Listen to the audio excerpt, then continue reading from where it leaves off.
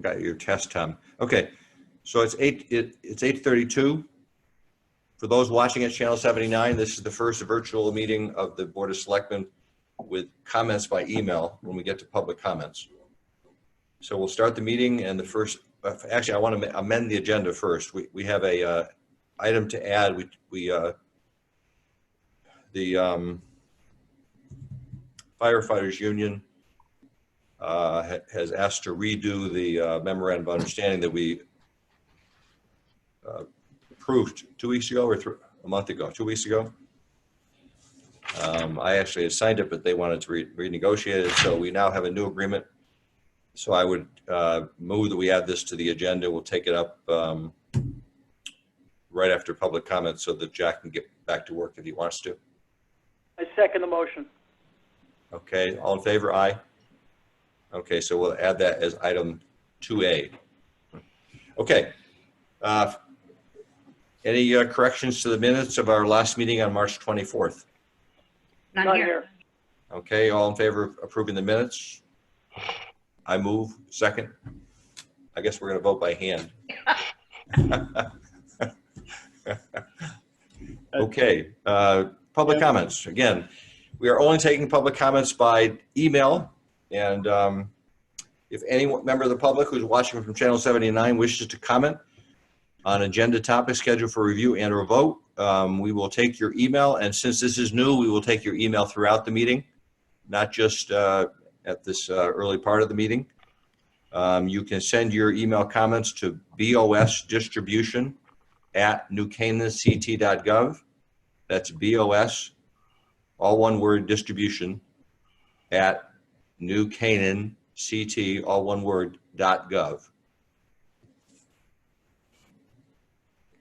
And we'll give it a minute to see if anybody emails. Again, we like the comments to be relatively brief, but if we do get comments, we will read them later on in the meeting. So with that, we'll go to Cheryl and Chief Hennessy.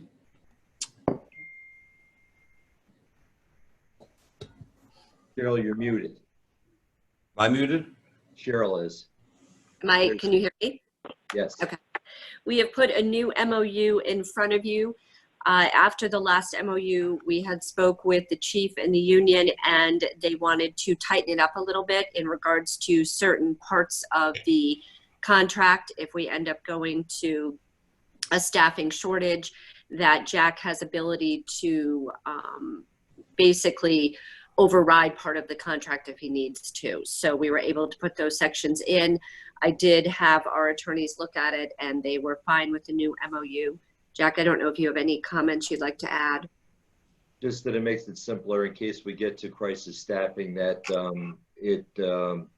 we have agreed with the union that they won't make any grievances for violating the staffing sections of the collective bargaining agreement.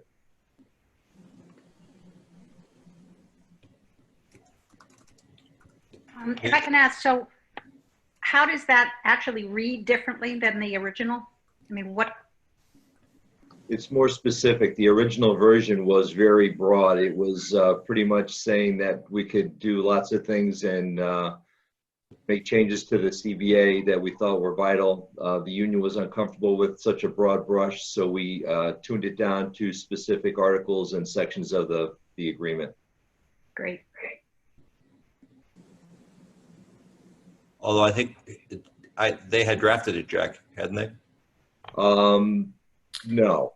I found one that another town had used, and it looked like a good document to me, and I gave it to them, and they thought it was a little bit too broad, so we tightened it up. It only applies to certain sections of the contract. Now, the original wording was, it almost applied to the entire agreement. The new one only applies to like 4 articles now, which is the important staffing articles. Nick, do you have any questions? You're on mute.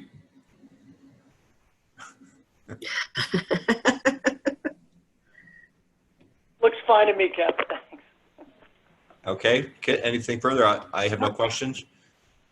I move we approve a memorandum of understanding is presented on our tablets, or you got it by email. I guess it's also on our tablets. And do I have a second? Second. Second here. Discussion? All in favor? Okay, that's unanimous. Thank you, Thank you. Chief. You can stay if you wish.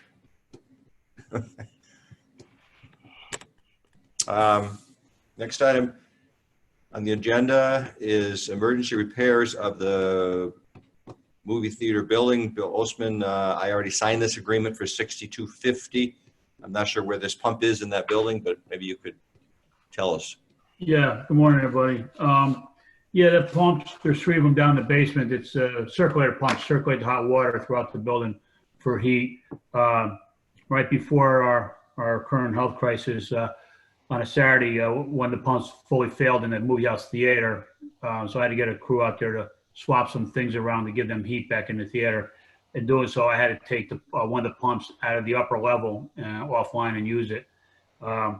These pumps are a really tough environment down there. They're all leaking a little bit, and they're very, very old.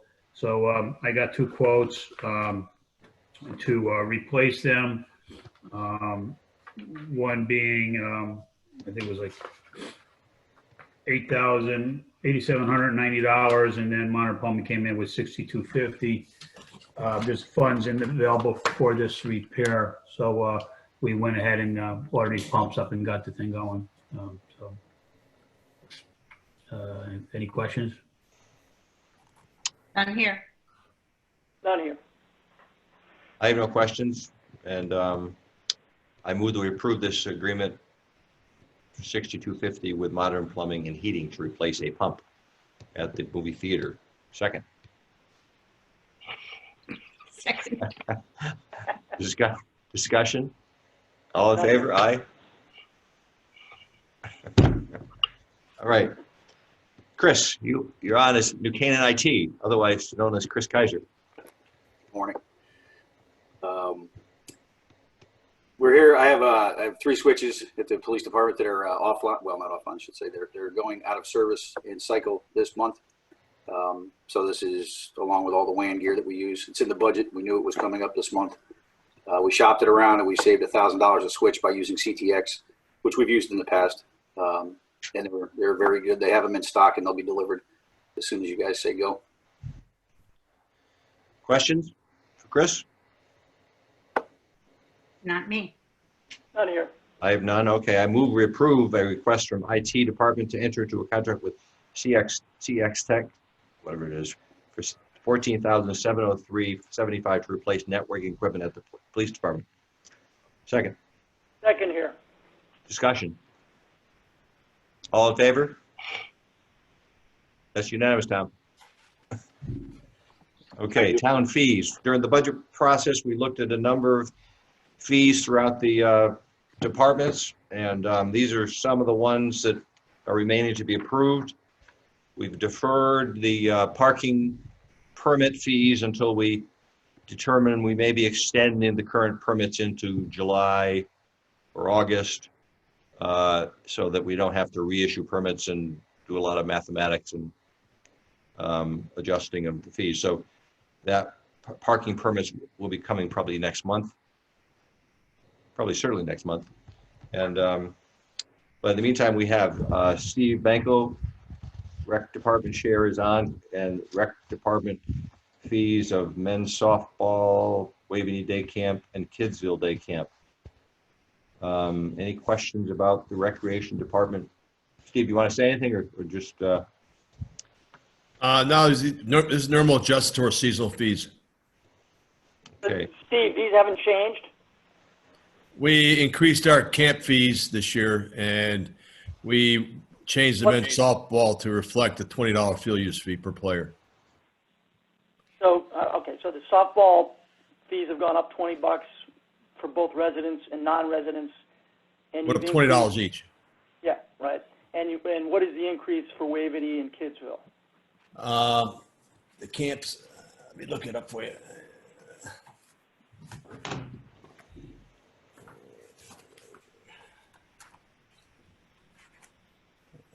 The camps went up, I believe, they went up from,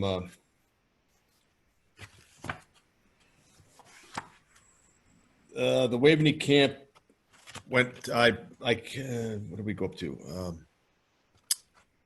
It was, last year was $370 the first session, $410 for the second and third session, because we had 4th of July in there. And the Kidsville camp was, $320 and $355. And when do those camps start? Normally the camps start the last week in June, and they go through the first week in August. They go for 6 weeks.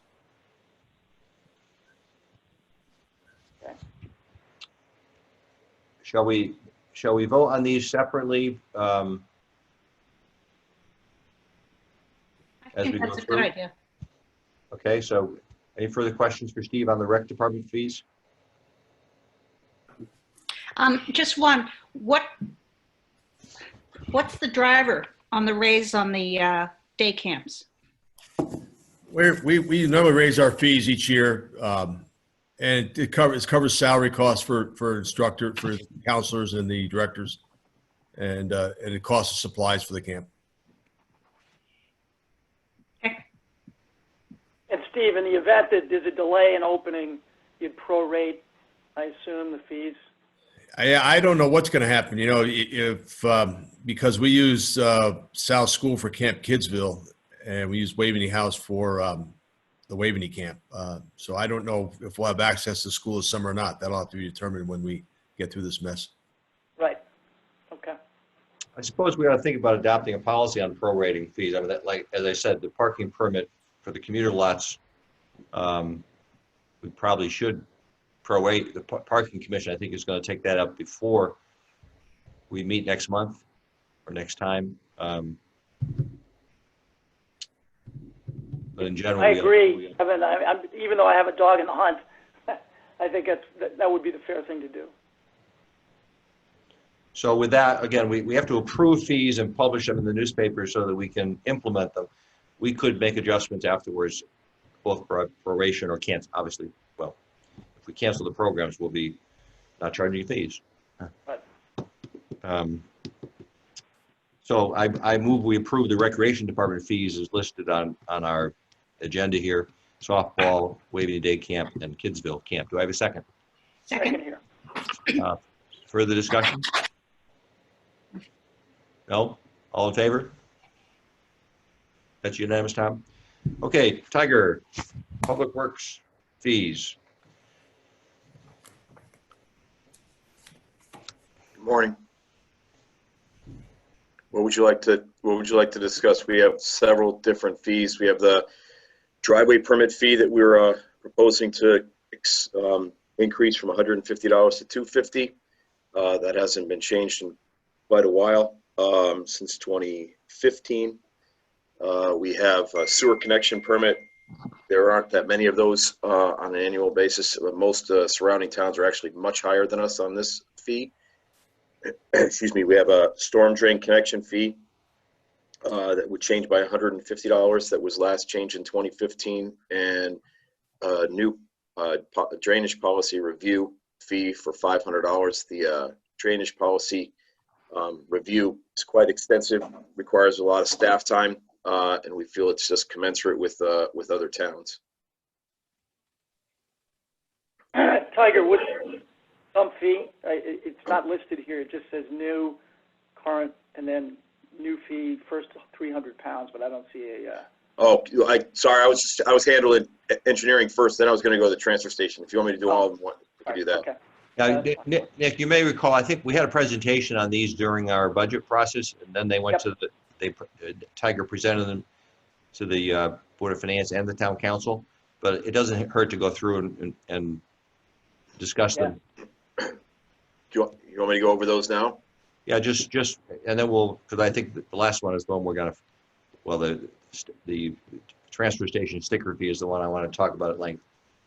Sure. The dump fee itself is just right now the first 300 pounds for anybody coming across the scale is free, and then they pay 5 cents a pound after that. And we're seeing a little bit of abuse there, where people are coming in at 200, 100, 250 pounds 3 times a day, something of that nature. So we're just trying to alleviate that. Do we actually call it the dump fee? Yeah, there's not much else. It's just construction debris and brush. So there wasn't a way to describe it. Let me understand. You're saying that people are trying to game the system by coming in? Yeah, I get, people didn't like that statement before, but yes, we have people that are coming in that are at 290 pounds. We've even had people come across the scale and they try to throw things off so that they were under 300, and then come across. So we're just trying to be consistent for everyone, and consistent with the towns surrounding us. As far as that goes, the majority of other towns pay straight off, or they have a fee for everything you bring. Ridgefield pays 5 cents a pound with a $5 minimum, so you can look at that. Wilton pays $4.50 a bag. The only one that's a little different is Darien, because it's included in their fee, but their fee is $125 annually, and we're only looking to go to $75 for our fee. Question, would there be a way of saying 300 pounds per day rather than? No, I think that would be prohibitive, because you're looking at sometimes, people are bringing it in a pickup, or they're bringing it in the back of their car, an SUV. So I think that would be prohibitive. I don't know, I'm probably not saying it correctly, but would it be possible, instead of charging from the get-go, to give a resident up to 300 pounds per day free? Could do that instead of per load. Yes, you could do it that way. You could say the first 300 for the day is free. After that, you're paying. Gives them a little bit of a leeway. It's a different take on it. And we could monitor. I was going to suggest that too. We could monitor that, right? Yeah, that would get rid of the scofflaw. You could say that. You say, listen, your first 300 is free. It's not your first three. It's not the first 300 every load. It's the first 300 is free. Yeah. I'd like to. We're not taking these up de novo. We heard these proposed when we heard from Tiger in January, and both other boards have looked at these, and so I really would hate to make changes today, other than not approving the fee change altogether. So you're saying it's okay to have somebody come in 4 times a day with 299 pounds of stuff? Look, the proposal is to charge them for their actual usage. Right now, the policy right now is they get the first 100 pounds free. Right? For first 300 pounds free. So they're simply going to be charged for their actual usage. Okay. Yeah, Right, Tiger? Yeah. Correct. Is that right, Tiger? And what happens if someone brings in 15 pounds of stuff? How are they going to be charged? 5 cents a pound. How do they pay? Credit card or check. We're trying to get rid of checks, so we're just trying to go to all credit card now. Okay. I apologize. I was confused because I'm looking at this on my tablet. It says the new fee is the first 300 pounds. I assumed it was free. But if we're charging de novo, then that's fine. Are we all clear? Yeah. On that one? Tipping fee is kind of a modest increase to be competitive. Well, yeah, the tipping fee itself is actually, we're trying to be we'll be competitive with our neighbors, one, but two, our tipping fee has always lagged a little bit as far as how much goes out the door. So how much we pay to go out the door. So we've always been a little bit where we've either been a little bit above or a little bit below. This will add a little bit. Right now we're paying $88.20 a ton to remove the waste, and our tipping fee is $90. So we're looking to add that to 95. Our tipping fee will be increasing every year contractually. So we looked at that would help us cover some of our overhead, actually having staff at the station to cover, moving the material and moving the dumpsters and things of that nature. That's all. And it would keep us in line with our neighbors. Keep in mind, we're trying to, we actually created a deficit because of the change in the market for charging us. We had a big contract increase with who's the city carding, who takes away the Enviro. huh? Enviro Express takes away.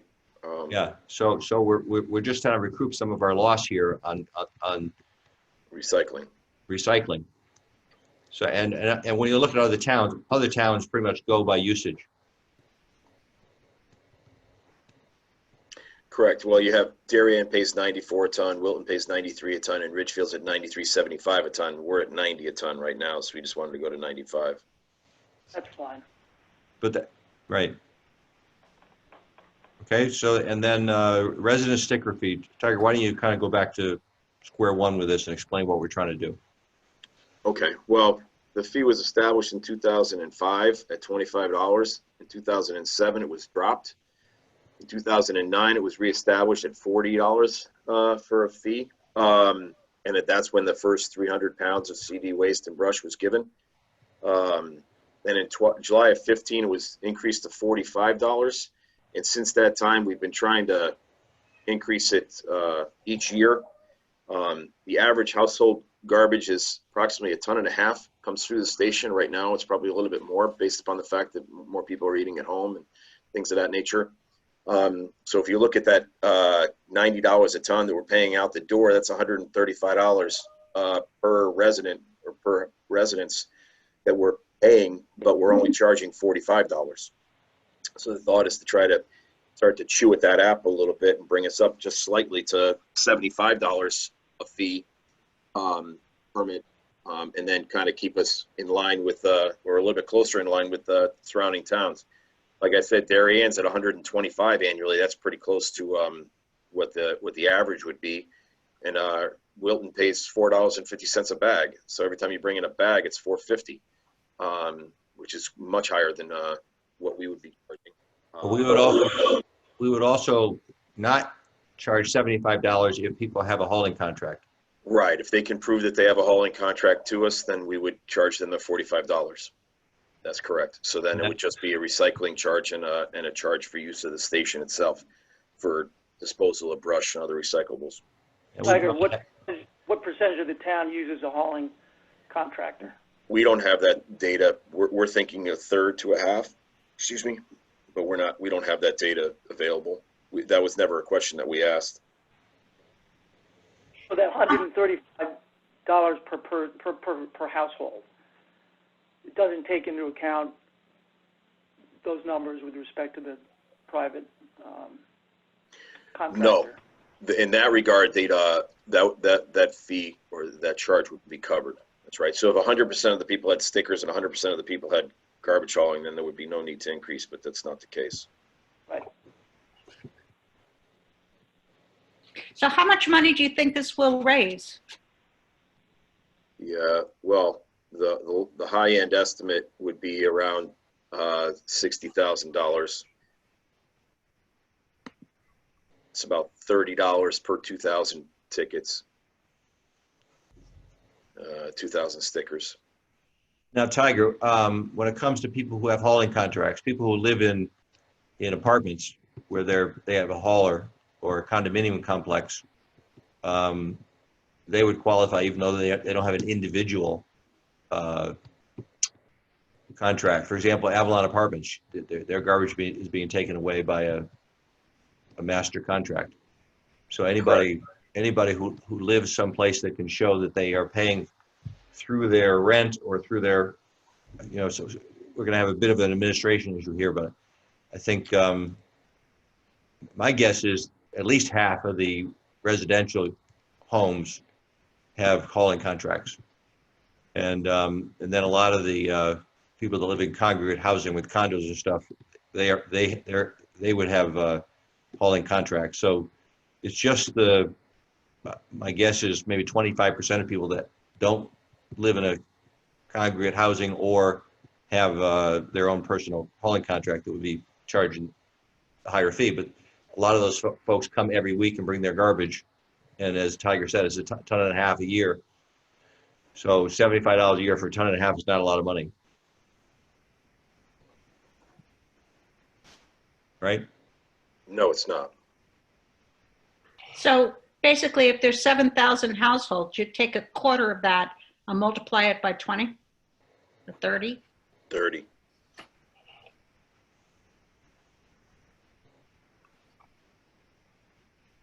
And then that allows them full use of the station for anything else that they need as well. So all their recyclables would be taken care of as well. And then and then we would handle their brush and debris also.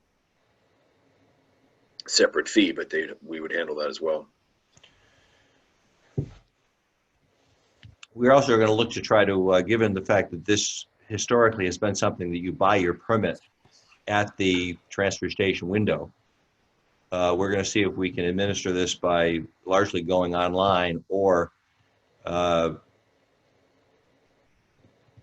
largely going online or mailing it to people and using our parking department right now that, because this is driven by having a vehicle that you're registering the license plates for that vehicle, right, Tiger? Yes, the registration comes in. You have to show us a registered vehicle in the town. So yes, you don't get a permit without a registered vehicle.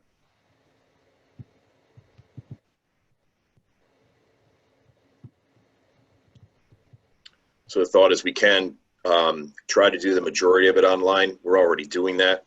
Right now we're accepting via mail. We're working with Bill Cap from the rec department, since we use RecTrack for our tracking system and for our payments, to try to see if we can do everything online. Might be a little bit difficult to verify that you have a private hauler, especially for the private residences. It wouldn't be that difficult to verify if someone lived in an apartment or a condo complex. We can certainly know whether or not they have a private hauler. But that secondary check to make sure that they have that private hauler, so that they're given the reduced fee, that would be a little bit more difficult. But I think I don't think it's that large of a hurdle. Between, I think this is something we could have Bob Mantilia work on, because this is essentially similar to the sewer fee, and we have all the data as to who lives in condos, who lives in apartments. So I think we can probably administer this between the use of the parking department folks that have the car registration data and the sewer fee data. That we can probably work this out pretty easily. It'll be the 2 acre and 4 acre people that will have to ask them to confirm they're having a hauling contract.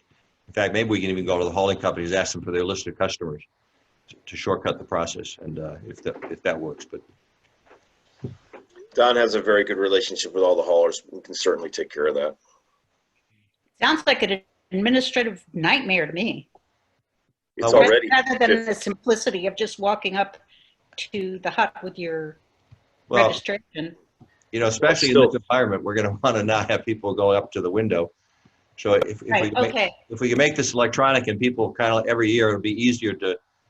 The first year will be harder than the subsequent years, but I think I'd like to, as much as possible with the new website, we're trying to go electronic with people doing ordinary things online or by automatic renewal. And so we'll have a little bit of work here in the next 60 days to get it implemented, but I think it'll work pretty well after that. Understood. That's the right way, Kevin. I completely agree. Never waste a crisis. We'll put Bob Mantilia on the case and get a system going. Okay. Further questions on the sticker fee? Septic dumping fee is no change. So no. With all that, do you want to vote on all of them together, or any one? Kit? One question. Very possibly there are people that have lost their jobs, et cetera. Is there some kind of relief if someone finds this a hardship? I think Human Services can give scholarships where needed. Great. We do that a lot in some fees. So, although most folks, again, who might have a hardship probably live in congregate apartments and stuff, and they would be covered already by no increase. Okay. You gotta, in my view, look at this as sort of like the sewer fee. I mean, you gotta pay for your electricity, your water, and your sewer fee, so you might as well pay for your garbage removal as well. With that, I'll move that we approve the various Public Works Department fee increases as we just discussed. Do I have a second? Second? Further discussion? None here. All in favor? Okay, that's unanimous, Tom. Moving to the Land Use Thank Department. Thank you, Tiger. Land Use? Who's here for Land Use? Me, Brian. Where's Brian? Ah, Here I am. there you are. I was hiding in plain sight. Building permit fee currently $75 for the first $1,000, proposed $100 for the first 1,000. You could remind us, Brian, what you're doing here. The primary reason for that is that the simple permits, what we refer to as an over-the-counter permit, for example, an upgrade of an electrical service, when they come in, they very often are just at that $1,000, which brings a $75 fee. We, in my opinion, we can't cover that for $75. That's a loss for us. By the time we enter the computer, generate a permit, email the actual permit, put together a job jacket, perform a minimum of one inspection, very often they are two, we're actually losing money on those simple permits. The larger permits for a single family dwelling, those are more than covering their cost for us to operate, but the simple permits I think we're losing money on. So for example, give me an example of a small. A gas conversion, oil to gas conversion. They very often are 3 or 4 inspections, but the permit fee is only $75. And we're going out and performing multiple inspections very often, besides the fact that we have office work with that, with entering it in, creating a job jacket, and so on and so forth. So the small projects, which there are a lot of them, are operating at a loss with the $75 number. Hey, Brian, how long does a typical inspection take? Well, it's hard to say a typical inspection, but what I would say, for example, a trench inspection, where you've dug a trench across your front yard to run a gas line. That typically, I mean, usually they're in town where the gas line is being run, so driving time is only 5 minutes, and it's a 5, maybe 10-minute inspection. The conversion of the burner could be another 15 or 20-minute inspection, but all in with driving time and the multiple inspections, provided they don't fail, and it's only one inspection, they very often fail and require a second inspection, we're probably into that for, with the vehicle and office time and everything, an hour and a half.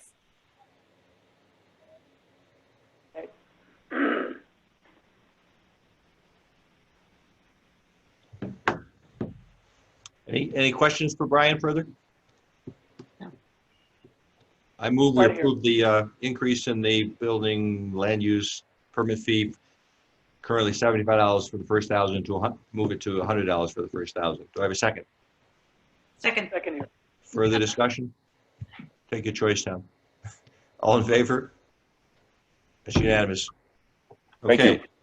Thank you all on the fees. Now we move to tree work. Tiger? Okay, this was our latest bid that was received just last week on April 2nd. It had 20 separate locations. Bob's trying to increase a little bit of his work since he knows that the tree guys are very hungry for work. The bids were quite tight. Olmsted was the low at 17,625, and it ranged, Hutchinson was close to 18,810, and then Mill River was slightly above that. We'd like to award the contract to Olmsted for 17,625. Question. Sure. We approved something like $11,000 or $12,000 2 weeks ago.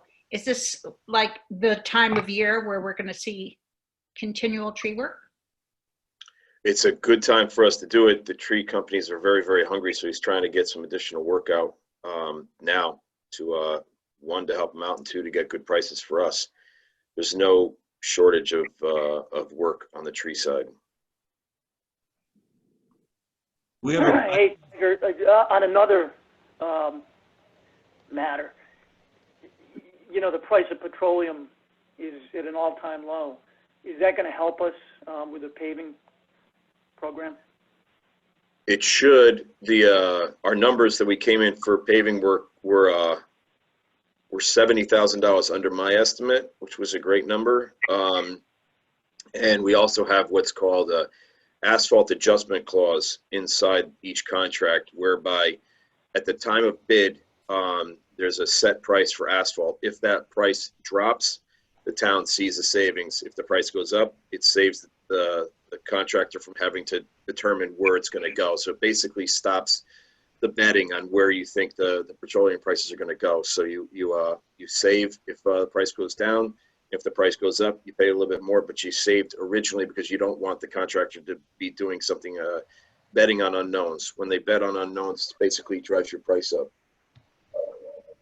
It's a clause that we've had in all of our contracts since, I don't know, since its inception. Hey, Nick, let's, Can we do more with the same, assuming we're saving $100,000, this summer? Can we do $100,000 more work? Because I believe in paving and sidewalks and, We have other work that we're going to be putting out later. That's correct. Nick, could we finish up the tree work in the athletic fields, and we'll come back to the whole road program. Yeah, no, that's fine. Tree work. Any further questions about the Olmsted Tree Service contract for 17,625? Done here. I'll move that we approve that contract with the tree warden is recommending. Do I have a second? Second. Discussion? All in favor? Okay. Athletic Thank field, you. Steve. Is that Steve or John? That's John. You're outdoors, John? I'm sorry? You're outdoors? I'm outdoors, sitting on my back patio. Like I say, John, you're not in our parks because those are closed. Exactly. With that, we are doing some work in parks, but basically most people are definitely staying out of the parks, which is good. This is linear decompaction is a way for us to go deeper than our regular air fryers go. So it's a blade that goes in and then it basically moves sideways, loosening up to about 7 to 8 inches deep. This breaks through a barrier at the bottom of where the aerifying tines are and the seeding tines go. So it helps with water infiltration and everything else. It's a very slow process. So the price in front of you is for 5 days worth of work. It's almost $2,000 a day for the machine to be in here and a small mobilization charge. We'll be doing quite a few of our athletic fields. I'm sorry? Have we done this before, John? A linear We have done it. decompaction? We have done it a little bit to try it out. It's a fairly new machine. We went to two companies. Only one of them had the machine. It will definitely help us improve the quality of our fields, which right about now, the seed that we did earlier this year is coming up great and there's no wear on it. So we're going to be in pretty good shape with all this extra work that we're able to do. How much is the machine? Go ahead, Nick. I'm sorry. How much is the machine? Offhand, I really don't even know how much it cost. We're spending $10,000 for 5 days, which is a lot of money. But I mean, is the machine 10,000? Is it 20? Is it 30? I'd say it'd be over 40, but I'm really guessing. I can get that information for you. Yeah, that'd be helpful. Go ahead, Ken. When you do this, the seed that's already coming up is not destroyed? No, the action of this is a blade that cuts in sideways, it cuts in vertically, and so there isn't a lot of above surface disruption. So yes, of course, if it hits directly on a seed, it's gonna kill that seed. But in general, you're not doing a lot of surface damage. How long before the damage that is done is, and not that we're using the fields anyway at this point, but how long before the damage that is done by the blades is over?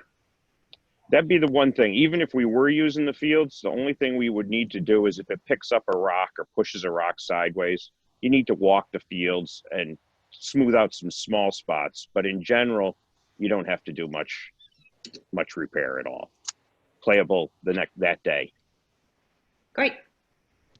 So do we do aeration, or is this, We do aeration too. Yes, we do aeration. You have a few different types of aeration. We have our own hollow tine aerifier, which pulls out plugs of dirt. We also have a cedar aerifier, which has a tine that goes in and basically vibrates, which drops the seed in too. We have both those pieces of equipment in house.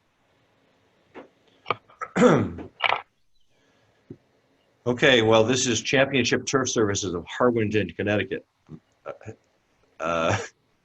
Any further questions? None here. Is that something they do on golf courses too?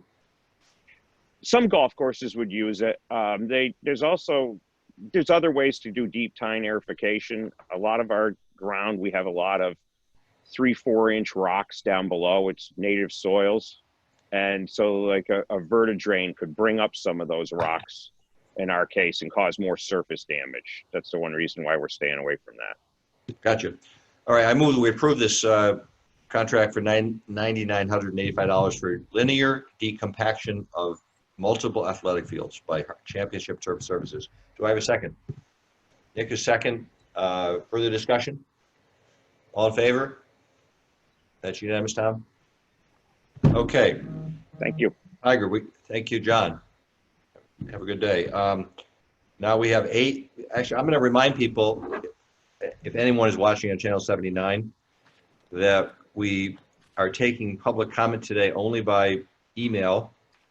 And if anybody wants to make a comment on the agenda items, they can email to bosdistribution@newcanaanct.gov. I haven't seen any emails. Have you been checking, Nick or Kit? I have, and I haven't seen any either. But anyway, I just want to remind people that this is the first time, and probably going forward, we will take comments only by email, and we will read them. So if anybody did not get a comment in today, they can do it in 2 weeks. But as far as this agenda, we're almost through the agenda. But Tiger, why don't you take up 8, 9, 10, 11, 12, 13, and 14. And we'll circle back to Nick's comments about petroleum prices. Okay. Well, each one of these has to do with paving, so each one does have petroleum in it, and each one has a asphalt adjustment clause written into it. This first one is for the micro thin overlay of our local roads. It's a continuation of an agreement with Indus, which is previously known as Seal Coating Incorporated. They're willing to hold their prices from 2017, even though they've had contractual increases every year in material and equipment costs. This is for 16 separate roads in town for $563,943 with a $84,591 contingency for a total of $648,534. We recommend that this contract be continued with Indus for these amounts. Do you want me to do all of them in one shot, Kevin? Well, they all sort of all related. I would also. They're all related. I asked Tiger to try to explain to us why we shouldn't go out to bid for these contracts, because given the fact that the world changed sort of overnight, whether or not we would get any better pricing if we went out to bid again. And Tiger, why don't you address that? Sure. Well, each one of these, the micro, the crack, and the cape, and the hot in place, the contractors in place are all holding their prices from 2017, or in the case of the HIP from 2019. So they still have labor increases every year. That's a given. They still have skin in the game as far as their equipment. The equipment specifically for these types of operations are very, very specific, costing in the millions of dollars for their work. So those carrying costs are already there, and the fact that they're willing to hold their prices from 17 or from 19 speaks volumes about the time that they're in, and B, the fact that they want to work for the town. We've had excellent results with them in the past. There aren't that many contractors that do this specific type of work, and we feel that we should go forward with these contracts. And I would mention two things. One, we're going to talk tonight at the Board of Finance about reevaluating our spending in the current quarter and then the first quarter of next year, depending on how things look. And we're also next Monday at our Infrastructure and Buildings Committee going to talk about our purchasing and procurement policy, which we expect to bring to this board in a month or two, changing from a finance department. Where's Linda? Is Linda there? Yeah. He's there. Finance department policy to a Board of Selectmen policy. I'm here, sorry. As you were speaking, I was actually drafting an email on that same topic. Yeah, actually, we have finance department guidelines that we would change into a Board of Selectmen policy, I think. So, so these contracts are sort of in that context that we've historically found it very good to stick with contractors that perform consistently for us. And, but, you know, we have to go out and test the market at some point. We did that with our maintenance contract this year. And Bill discovered that we actually hurt ourselves by getting less favorable pricing than had we just stuck with our current vendor. We didn't change vendors, but I think they took the opportunity to go increase.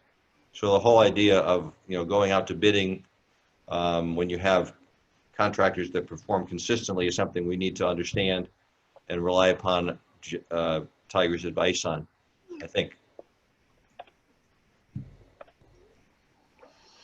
But I'm open to questions or comments on that policy. So Kevin, you anticipate having this policy be distributed to us in the next month? Is that right? Yeah, I mean, again, historically, we've never had it be a Board of Selectmen policy. It's been a finance department guideline. Right. And quite honestly, I never understood it very well. And we're taking the opportunity with this new committee to evaluate it and make a recommendation to this board as to making it a Board of Selectmen policy. Other towns have it in their selectmen policies as opposed to finance department. I think it's a great idea. Agreed. So with that, Tiger, why don't you, so you've talked about the microthin overlay, why don't you continue with crack seal? With the crack seal, very similar. This would be a continuation of a contract. This is for 13 separate roads in town. We try to crack seal every 5 years. So this is at the 5-year mark for these roads. So they were either paved or microthin overlaid 5 years ago. So we're looking at $73,645 with a $11,047 contingency for a total of $84,692.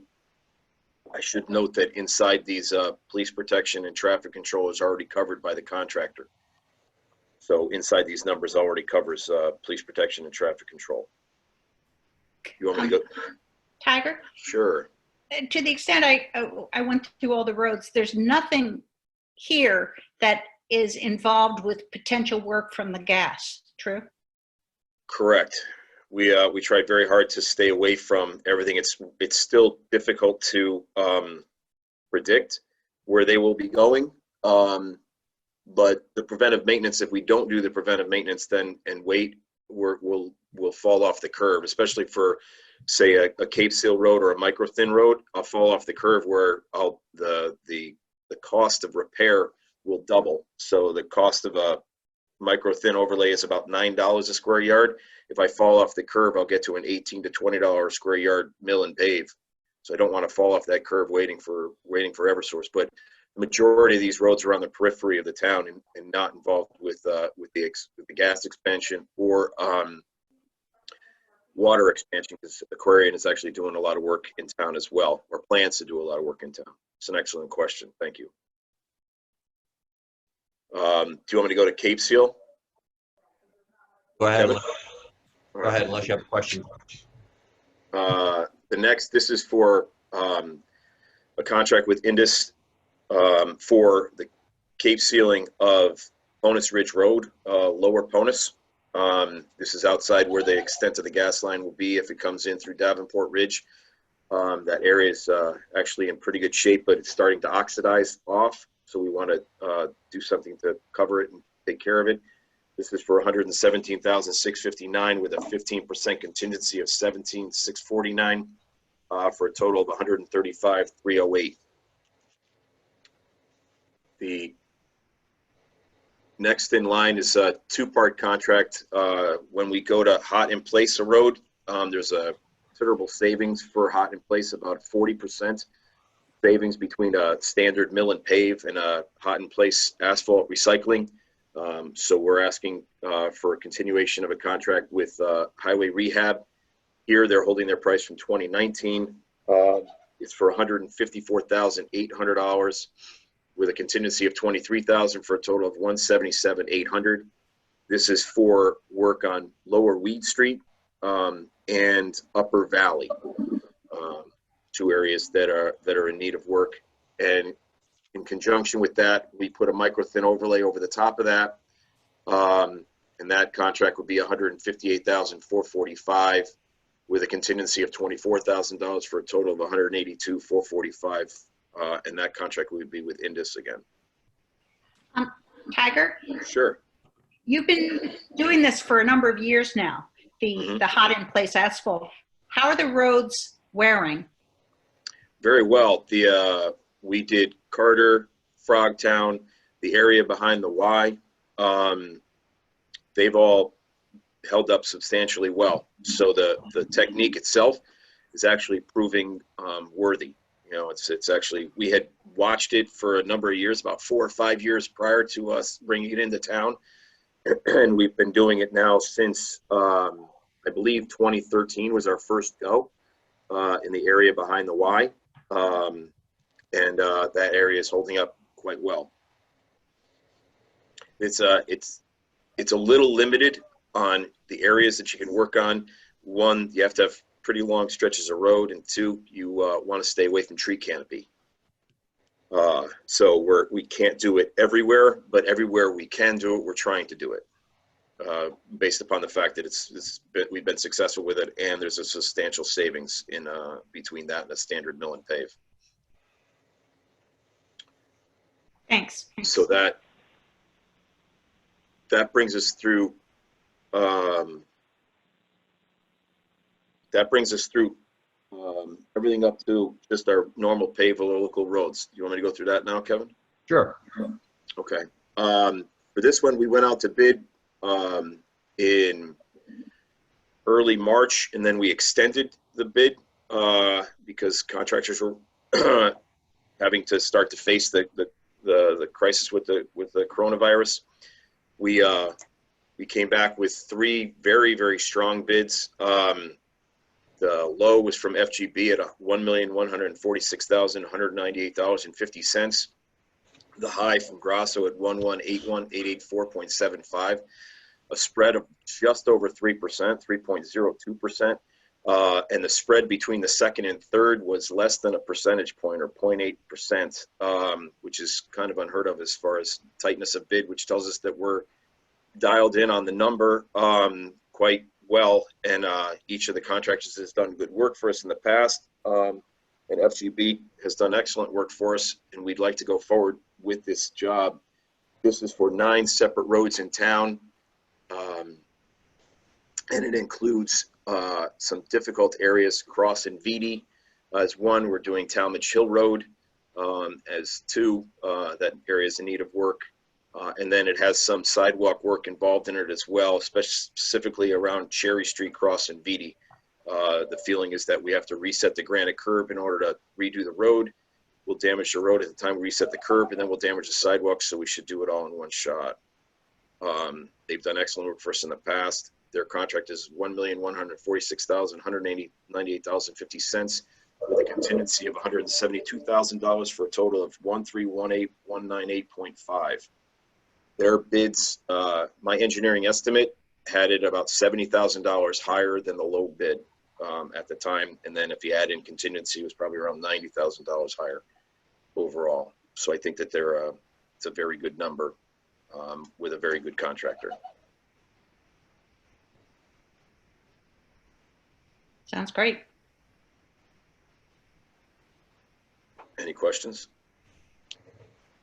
Hey, Tiger, you mentioned a bunch of roads and places where we're doing work or will be doing work. Is that, do we publicize that on the town website?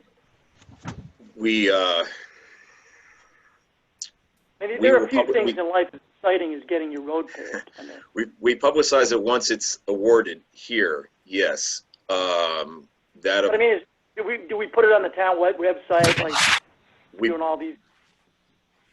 We do several things. One, we put it on the town website. Two, it'll be covered by the papers. And three, each resident on that road gets a letter from Kevin and I saying, we're coming to do your road. This is the time frame when we're going to do it. And if you have any questions, these are the people to contact.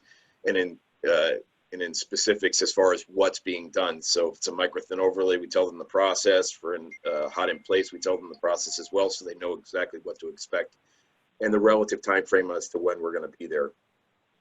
So yes, so it'll give people something to look forward to.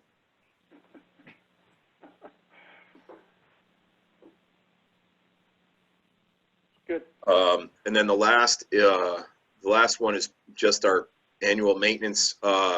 We're asking for a continuation of a contract with New England Paving for our localized repairs at $100,000. His work is all on time and material basis. He's done fantastic work for us since 2008, and we'd like to extend that contract with him.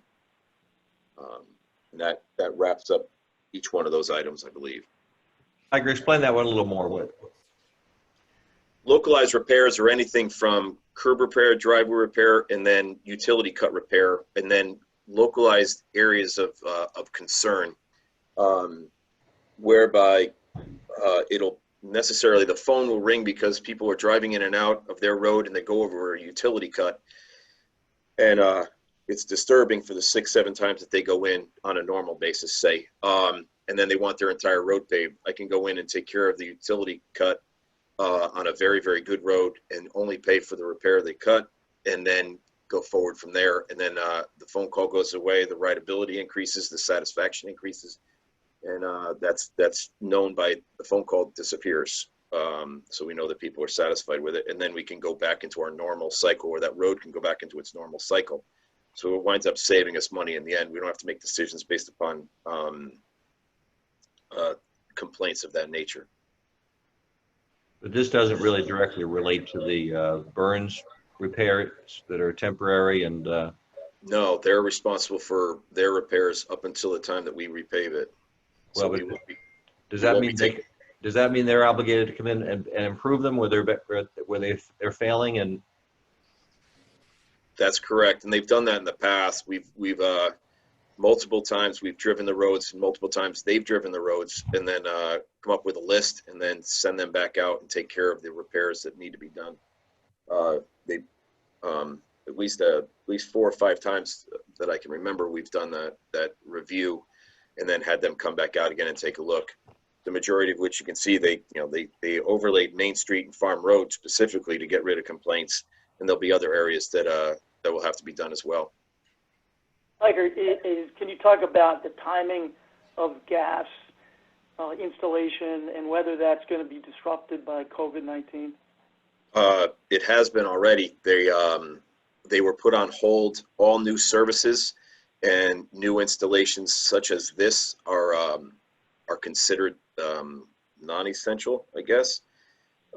So Pura put them on a hold so far.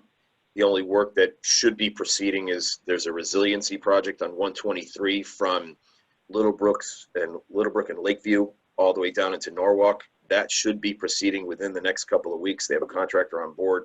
We had a pre-construction meeting last week with the state. So that should be proceeding as normal since it's resiliency and not expansion. So we're waiting for news on whether or not when we can go forward with the rest of the work in town. But as of right now, no new services unless it's necessary, say failed boiler, things of that nature. But the rest of the expansion work is on hold until further notice. Thank you. You're welcome. so with that, I would propose that we take and roll up 8, 9, 10, 11, 12, 13, 14 as one motion to approve these various road work projects. unless you feel otherwise. You want to vote on them separately? Works for me. Okay. I move we approve micro-thin overlay, crack seal roads, Cape Seal, hot in place asphalt recycling, 11 and 12, pavement management improvement in 13, and localized road repairs for the amounts that Tiger talked about as we went through. And I do I have a second. Second. Good. Second. Further discussion? All in favor? Okay. Thank you, Tiger. Thank you very much. That concludes our agenda.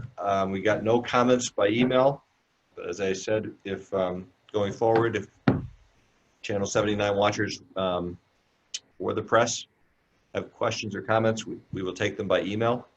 And finally, update and discussion of various matters. I would first of all make a couple comments about the current health crisis we're in. As Mike Handler explained last night, actually we've had one more death since last night when Mike reported 90. We have 91. We have another death at Waveney Care Center. We should keep in mind that the 91, there's a bit of difficulty with coordinating our local health department numbers with the state, because the state gets reports for New Canaan residents from the hospitals. And sometimes we don't learn about them for days or weeks afterwards. And our numbers of 91 include the 11 deaths, so it's really 80. And then we subtract out from that the Waveney Care Center staff, which is 6, and the Silver Hair Hospital staff, which is 9. So they work in New Canaan, but they don't reside in New Canaan, which leaves about 58 positive reported cases. There's probably many, many more. We just don't know about them. And so, you know, we're getting very favorable results with our helping seniors buy groceries. We want to promote that program. We're sending out a postcard to about 1,400 or so seniors over age 75. We've canvassed through the churches and through the clubs in town, the men's club, the exchange club, et cetera. And the Aggie Aspenwall group is making calls, and Maria's been making calls for us, and we've been talking to the seniors about whether they would like to use a volunteer from the town, or if they have a family member who's taking care of them, or a friend from the church, or a neighbor. And we're down to about, well, I'm not sure what the number is now, but we're looking to have every single senior over 75 have the opportunity to have someone grocery shop for them. And we have over 200 volunteers ready and willing to help. So other than that, this week is going to get kind of brutal as we reach the apex of this crisis, and we probably, the next 2 weeks actually. And I'd be happy to take any questions. You know, Mike's doing a great job with our daily outcalls, and I'm working on getting a email update out, a weekly update. I would also mention that tonight's, as I mentioned before, tonight's Board of Finance meeting, we're going to talk about the final approved budget by the town council and looking at what in that capital budget we can, and operating for that matter, what we can do by way of controlling, reducing spending in the current quarter, and slowing spending in the next quarter, depending how the world looks in a month or 2 months from now. So I encourage both Nick and Kit to attend that Board of Finance, or watch the Board of Finance meeting tonight. It'll guide our decisions in the next couple of weeks as to approving contracts to some extent. And other than that, are there questions or things we'd like to talk about? Kit? What are you thinking about in terms of possible tax relief? Well, the governor's order requires the town council by the 25th of April to adopt one or of two or both programs to have the July 1 tax payment be deferred for 90 days, or reduce the rate of interest from 18% per annum to 3% per annum. So the town council has received that, guidance came out last night from the OPM, Office of Policy Management, that further gives instructions or guidance on that. Linda, would you want to address it? We really haven't, since this was just announced last Thursday, as far as what it effectively does, it gives people, it doesn't affect us much right now because a number of towns have payments of their taxes quarterly. So there was an April 1 payment that was covered. We collect our taxes twice a year. So the issue, we can't, I should also emphasize, what we do with regard to taxes is driven by state statute, and they tell us how to do things. We have very little discretion to do things locally when it comes to taxes. And but the July 1 payment, this governor's order covers, and we don't know yet exactly what the impact would be if we adopted either policy or both policies on deferment or lower interest rate. But Linda, do you want to make any comments about that? Sure. So there are two programs, and first and foremost, it may be more semantics, but the due date of the taxes does not change. What changes is when you start imposing penalties. And so taxes are due on the same, technically they're due on the same date, but you don't impose penalties until that future date. And so as far as penalties, there's two options that are currently included. One is the town can choose to not impose any penalties on the payment up until 90 days from July 1, which is when our taxes are due. The other one is you impose penalties as of July 1 from the first day of them being due, but rather than the penalty being 1.5% a month for a total of 18 months, that is capped at 3% total for the year, which ends up being 0.25% a month in late fees. So the town council can do one of two things. They could do both, or they could choose one of the two. But the challenge is in choosing the latter option on the interest, the owner has to demonstrate how they've been impacted by COVID, and therefore I think that's where we're leaning towards. But there's some action that the homeowner has to take. On the first one, if you just say we're just waiving, the homeowner has to do nothing. You just collect the taxes that you get. On those that you don't get, you assess the interest rate, the new interest rates provided by the state. So those are two options. And the guidelines keep coming. The guidelines, because the order was issued without guidelines from OPM, those just came out yesterday. And so we're just now looking at them and different, tax assessor association, tax collector association, town attorneys, they're all beginning to look at them, and we're getting interpretation on how we can manage the program. But we do have until April 25th to make a decision and let the state know which option or options the town is taking. Thank you. Kit, we've also looked at various things like parking tickets, and which double after as to whether we can give some relief on some of these things. But again, many times we don't have discretion to do things that we think we should be able to do. I also want to give a shout out to our staff, especially, as I said, Mike Handler's doing a fabulous job, and Jen Eilson, as our health director, and her department are doing a fabulous job. We have only 5 or 6 employees in the building here, but everyone's getting our residents served remotely, and we have relatively few problems arising with residents' concerns. And but any other questions we want to do? Kevin, I just want to echo your thanks to the staff, our first responders, Jen and Bethany, and so many people in town, and all the volunteers that are helping with our seniors, going out, delivering food. Is just so many people to thank, and I want to thank the entire New Canaan community for doing a really good job, I think, at social distancing.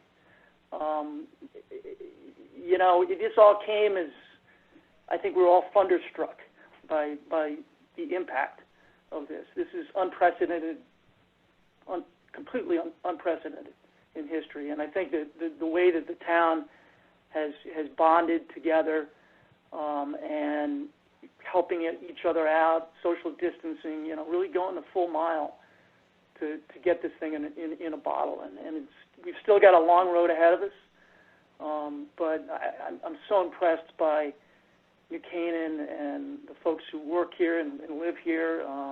It's just amazing. It's amazing. And I've been, and I agree with you, of course, Nick, but I also have just been so thankful to live in a town like this, because I've been watching it from the sidelines, and I'm just amazed. Yep. I endorse those comments. You know, we've had very good acceptance of the closing of the parks policy. It seems kind of counterintuitive, but I think people get it, that the safest place is for them at home. The safest place for seniors is to not go shopping and have someone shop for them. And we're going to save lives if we stop the spread of this virus as quickly as we can. And I also want to give a shout out to our first responders. I mean, the difficulty of working as a healthcare provider or as a ambulance EMT in these circumstances is remarkable, and the police and the fire. So thank you to everyone who's on the front line. And with that, I would make a motion that we adjourn. Second here. Okay. Have a good day, everyone. Thank you. Thank you.